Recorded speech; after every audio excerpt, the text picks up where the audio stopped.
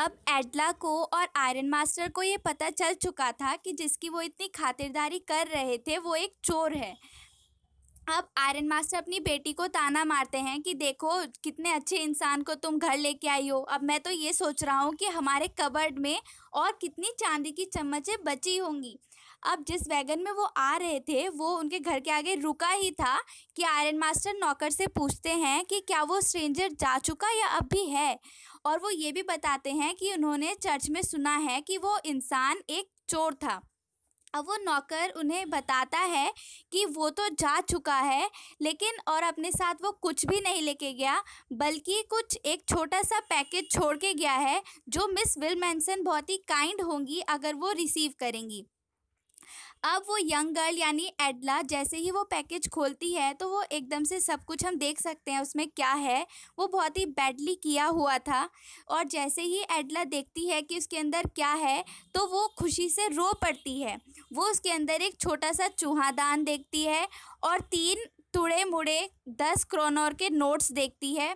सिर्फ इतना ही नहीं था, उसके अंदर एक लेटर भी था। उस लेटर में लिखा हुआ था ऑनर्ड एंड नोबल यानी महान मिस एडला के लिए था ये कि तुम मेरे लिए पूरे दिन इतनी काइंड रही जैसे कि मैं सच में ही कैप्टन हूँ। तो मैं चाहता हूँ कि मैं भी तुम्हारे लिए इतना ही अच्छा करूँ जैसे कि मैं सच में कैप्टन हूँ, क्योंकि मैं नहीं चाहता कि इस क्रिसमस सीज़न एक चोर की वजह से तुम एम्बैरेस फील करो।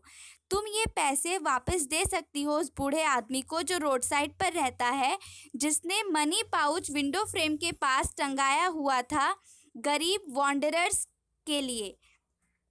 और ये जो चूहादान है ये एक रैट की तरफ से तुम्हारे लिए क्रिसमस प्रेजेंट है जो इस दुनिया के जाल में फंस जाता अगर तुम उसे कैप्टन ना बनाती, तुम उसे वो शक्ति ना देती जिससे वो अपने आप को साफ कर पाया। फ्रेंडशिप के साथ लिखा हुआ and with high regards captain Von Stell. तो ये सब लिखा था उस लेटर में उस रेड ट्रैप सेलर ने एडला के लिए, और वो साइन करते हैं कैप्टन वॉन स्टेल के नाम से क्योंकि अब वो एक अच्छे इंसान बन चुके थे।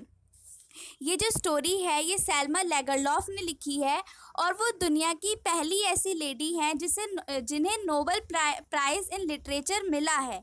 और वो उनकी सभी स्टोरीज़ में एक ही मोटिव है, वो ये है कि हम समझ से और प्रेम से किसी भी इंसान के अंदर छिपी हुई अच्छाई को बाहर ला सकते हैं। Thank you.